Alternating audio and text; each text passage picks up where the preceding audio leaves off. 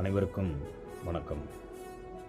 இன்னைக்கு தமிழகத்தின் முதலமைச்சராக பதவியேற்றிருக்கும் மாண்புமிகு ஜோசப் விஜய் அவர்களுக்கு எனது மனமார்ந்த வாழ்த்தினையும் பாராட்டியும் தெரிவித்துக் கொள்கிறேன்.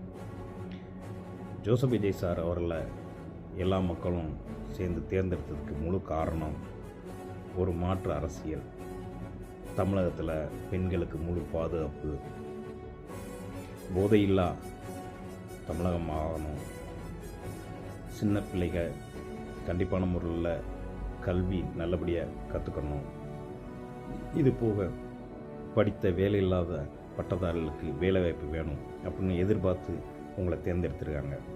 கண்டிப்பான முறையில் நீங்கள் இதையெல்லாம் செஞ்சு இந்த தமிழகத்தில் சிறப்பான வழி நடத்தி கொண்டு போவீங்கக்காக எல்லாரும் நம்புகிறாங்க. நல்லபடியாக நீங்கள் செய்வீங்க. அந்த ஆண்டவனை வேண்டிக்கிறேன். மிக்க நன்றி.